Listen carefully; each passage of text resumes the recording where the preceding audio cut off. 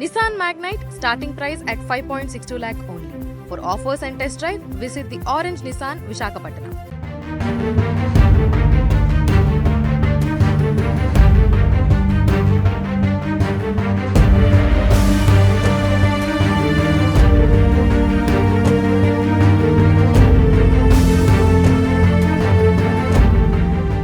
అందరికీ నమస్కారములు. ఈరోజు మనం ఒక interstate online cricket betting గ్యాంగ్ని పట్టుకున్నాము.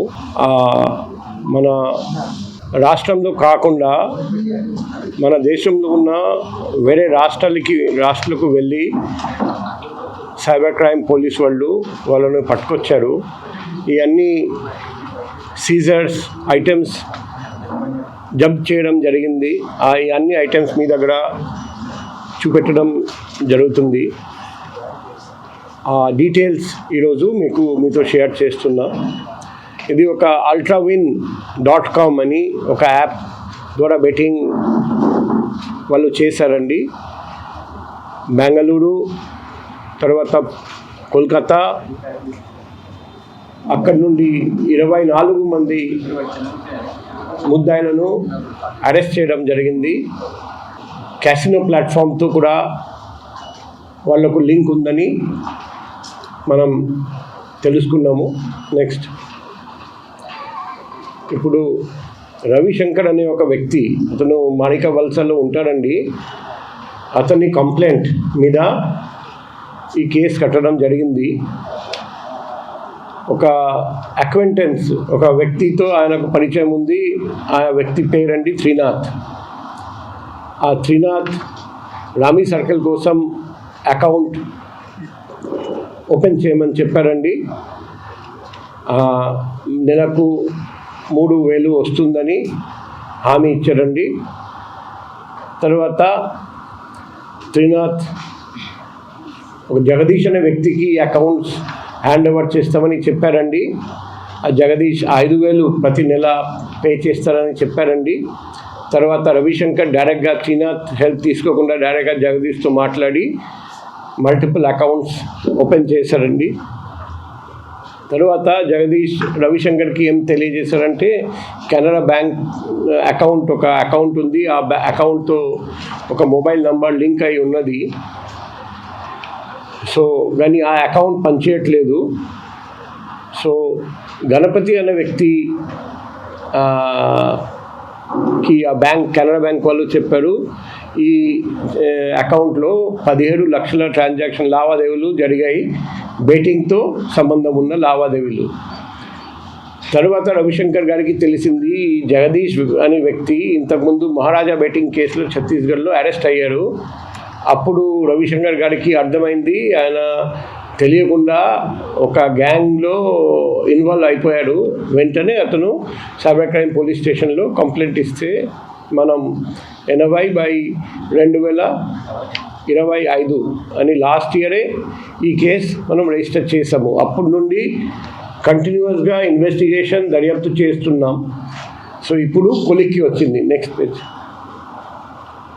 So ఈ అన్ని సెక్షన్స్ కింద కేసు నమోదు చేసాము. Bharatiya Nyaya Sanhita section, information technology act section మరియు Andhra Pradesh gaming act sections. Next, so Jagadish phone technical analysis చేస్తే తెలిసింది, 3 బ్యాంక్ అకౌంట్స్తో ఆయన ఈ సిండికేట్తో సంబంధం ఉంది. Betting syndicate. ఒక అకౌంట్ కెనరా బ్యాంక్లో ఉంది, ఒకటి కోటక్ మహీంద్రా బ్యాంక్లో, ఒకటి బ్యాంక్ ఆఫ్ బరోడాలో. తర్వాత టెక్నికల్ సర్వేలెన్స్ చేసి ఫీల్డ్ ఇంటెలిజెన్స్ కలెక్ట్ చేసి మనం చూసాము, ఆ కసింకోట అనకాపల్లి జిల్లాలో ఆ జగదీష్ ఉన్నారని. ఆ జగదీష్ని పట్టుకొని రావడం జరిగింది. ఆ జగదీష్ 2 పేర్లు చెప్పారండి. మాస్టర్ మైండ్ అంటే ముఖ్యమైన వ్యక్తులు ఈ మూఠాలో. అక్యూజ్ నెంబర్ 1 వచ్చేసి గబ్బర్, ఆయన యాక్చువల్ పేరు వచ్చేసి కరణ్ పక్రాని, అండ్ 2 ముద్దాయి వచ్చేసి Sagar Barman. Next, so first మనం బెంగళూరులో ఆ బెట్టింగ్ కాల్ సెంటర్ని గుర్తించాము. అక్కడ రేడ్ చేస్తే అక్కడ నుండి 15 మందిని మనం అరెస్ట్ చేయగలిగాము. వాళ్ళు అందరూ ఈ బెట్టింగ్లో ఇన్వాల్వ్ అయ్యారని. అక్కడ నుండి mobile phone, laptop, chequebook, bank passbook, router, cash machine, ATM card, SIM card, camera ఇవన్నీ సీజ్ చేయడం జరిగింది. నెక్స్ట్, సో కన్ఫెషన్ స్టేట్మెంట్, ముద్దాయిల కన్ఫెషన్ స్టేట్మెంట్ బట్టి తెలిసింది మాస్టర్ మైండ్ వచ్చేసి కరణ్ పక్రాని అలియాస్ గబ్బర్, అతనే మొత్తం నెట్వర్క్ నడిపిస్తున్నారని తెలిసింది. అప్పుడు అతన్ని పట్టుకోవడానికి మనం విశ్వప్రయత్నం మొదలుపెట్టాము. నెక్స్ట్, సో ఫైనల్గా ఈ గబ్బర్ని ట్రేస్ చేసాము కోల్కతాలో రీజన్ పార్క్. సో మీన్వైల్ ఆ టెక్నికల్ డేటా ఫోరెన్సిక్ ఆడిట్ చేస్తే కూడా తెలిసింది Utkarsh Small Finance Bank and Bank of Maharashtra కూడా అకౌంట్స్ ఉన్నాయి. ఆ అకౌంట్ ద్వారా కూడా బెట్టింగ్ యాక్టివిటీస్ జరుగుతున్నాయి. ఫైనల్గా ఈ ఫైనాన్షియల్ ట్రయల్ ద్వారా ఈ బెట్టింగ్ ఆపరేషన్లో ఇంకా ఎవరెవరు ఇన్వాల్వ్ అయ్యారు అంత మనకు క్లియర్గా తేళ్ళు వచ్చినాయి. నెక్స్ట్, సో ఒకటి ఈ కరణ్ పక్రాని అలియాస్ గబ్బర్ అది తప్పించుకోవడానికి ఒకటి అన్ని పాత మొబైల్ నంబర్, అన్ని పాత డిజిటల్ డివైస్ యూజ్ చేయడం మానుకున్నారు. లొకేషన్ కంటిన్యూస్గా చేంజ్ చేశారు. సొంత గుర్తింపు అది దాచుకున్నారు. కానీ మనం పాన్ కార్డ్ డీటెయిల్స్ మనకు బెంగళూరు రెడ్లో కొన్ని పాన్ కార్డ్ దొరికాయి. ఆ డీటెయిల్స్ మనం స్క్రూటినైజ్ చేసాము. లింక్ మొబైల్ నంబర్ గుర్తించాము. తర్వాత సిడిఆర్ తెప్పించాము, అవి స్క్రూటినైజ్ చేసాము. ఐఎంఈఐ ట్రాక్ చేసాము. ఫైనల్గా current mobile number A1 Gabbar ఏమి యూజ్ చేస్తున్నారో అది గుర్తించి నెక్స్ట్ ఫైనల్గా A1ని పట్టుకోవడానికి ఆ రీజన్ పార్క్ పంపడం జరిగింది. నెక్స్ట్, సో అతన్ని గుర్తించి తర్వాత అతన్ని పట్టుకున్నాం. లోకల్ పోలీస్ హెల్ప్ తీసుకొని అతనితో పాటు ఇంకా 6 మందిని పట్టుకోవడం జరిగింది అక్కడ. సో అక్కడ కూడా అందరూ ఆన్లైన్ బెట్టింగ్ ఇలా చేస్తున్నట్టు కనిపించింది. ఒక interstate online organized cricket betting పెడుతున్నట్టు మనకు క్లియర్ అయింది. ఇది ఆర్గనైజ్డ్ క్రైమ్ కాబట్టి ఆ సెక్షన్ కూడా యాడ్ చేయండి. నెక్స్ట్, సో A1 మనం చూసాము 7 బెట్టింగ్ యాప్స్ ద్వారా మల్టిపుల్ ఆన్లైన్ ప్లాట్ఫామ్స్ ద్వారా బెట్టింగ్ చేస్తున్నారండి. ఇక్కడ చూపెట్టాము royalexchange.com, 4rabook.vip, 9707 royalexchange.com, ultrawin club, fairplay, 88panel.com and creekway.10. So ఈ 4RA బుక్ VIP మరియు ultrawin వీళ్ళు డైరెక్ట్గా A1 ఆపరేట్ చేశారు, మానిటర్ చేశారు, కంట్రోల్ చేశారు. సో నెక్స్ట్, సో ఇవన్నీ యాప్స్ ఆన్లైన్ ప్లాట్ఫామ్స్ వాళ్ళు యూజ్ చేశారు ఆన్లైన్ బెట్టింగ్ కోసం. నెక్స్ట్, టెలిగ్రామ్, వాట్సాప్ ద్వారా online betting platform links share చేసి మరి బుకీస్, సబ్ బుకీస్, పంటర్స్ని ఒక మూఠలో ఇన్వాల్వ్ చేసి మరియు multiple bank accounts commission basis మీద మనీ రూటింగ్ కోసం ప్రొక్యూర్ చేసి మళ్ళీ యూపీఐ, బ్యాంక్ ట్రాన్స్ఫర్, క్యాష్ ద్వారా లావాదేవీలు అది హ్యాండిల్ చేసి మరియు బెంగళూరు, కోల్కతా, జామ్షెద్పూర్, రాయ్పూర్, పూణే, లక్నో, గోవా, శ్రీలంక, అంటే ఇది ఇంటర్స్టేట్ కాదు, ఇంటర్ కంట్రీ అని చెప్పొచ్చు. ఎందుకంటే ఇండియా అండ్ శ్రీలంకలో కూడా వాళ్ళు ఇది చేశారు. ఇది ఒక ఇంటర్నేషనల్ గ్యాంగ్ అన్నమాట. మన దేశంలో కర్ణాటక, వెస్ట్ బెంగాల్, జార్ఖండ్, ఛత్తీస్గఢ్, మహారాష్ట్ర, ఉత్తరప్రదేశ్, గోవా, వేరే దేశం అయితే శ్రీలంకలో కూడా ఇది నడిపించారు. అందులో ముఖ్యమైన బుకీస్ వచ్చేసి రాంబాబు, అమర్నాథ్ హుస్సేన్, సరస్ అగర్వాల్, ఇంకొకరు Paras Agarwal bank account logistic చూస్తారు. Arvind Viddi sub bookie betting operation చూస్తారు. కరణ్ సింగ్, అంబుజ్ వాళ్ళు ఆపరేషనల్ సపోర్ట్ అండ్ కోఆర్డినేషన్. ఇదంతా ఒక ఆర్గనైజ్ మూఠాగా తయారైంది. నేను కల్కటా పోలీస్తో మాట్లాడితే వాళ్ళకు తెలియదు కల్కటాలో కూర్చొని అంత పెద్ద మూఠ నడిపిస్తున్నారని వాళ్ళకు కూడా తెలియదు. నెక్స్ట్, సో ఈ దర్యాప్తు చేసినప్పుడు 530 న్యూ అకౌంట్స్ మనం గుర్తించాము. అందులో 230 అకౌంట్ స్టేట్మెంట్స్ మనం తెప్పించి చూసాము. 500 కోట్ల పైన లావాదేవీలు జరిగాయి. అంటే ఈ ఆన్లైన్ బెట్టింగ్ ముఠా 500 కోట్ల కంటే ఎక్కువ అమౌంట్ ఇంతవరకు బెట్టింగ్ ద్వారా సంపాదించారు. సో ఈ మిగిలిన 300 అకౌంట్స్ తెప్పిస్తే మనకు ఇంకా నేను అనుకుంటా ఇంకా 100,000 కోట్ల రూపాయలు వరకు లావాదేవీలు ఉండొచ్చు అని నేను అనుకుంటున్నాను. అది కాకుండా అందులో ఆల్రెడీ 2 కోట్లు మనం ఫ్రీజ్ చేసాము. మిగతా అమౌంట్ కూడా ఫ్రీజ్ చేయడానికి మేము ఏర్పాటు చేస్తున్నాం. నెక్స్ట్ సో ఈ వచ్చేసి పేర్లు. ఇంతవరకు 24 మందిని మనం అరెస్ట్ చేశాము. ముఖ్యంగా ఛత్తీస్గఢ్ నుండి, అనకాపల్లి, బెంగళూరు, వెస్ట్ బెంగాల్. సో ఇంతవరకు మనం సీజ్ చేసాము 149 పాస్బుక్స్, ఇంకా 1070 బ్యాంక్ అకౌంట్స్ గుర్తించాము, 168 ఏటీఎం కార్డ్స్, 21 బ్యాంక్ సంబంధించినది, 38 cheque books, 81 mobiles, 13 laptop, 1 money counting machine. చూడండి ఎంతో అమౌంట్ వాళ్ళు సంపాదించారు. మనీ కౌంటింగ్ మెషిన్ కూడా తెప్పించారు.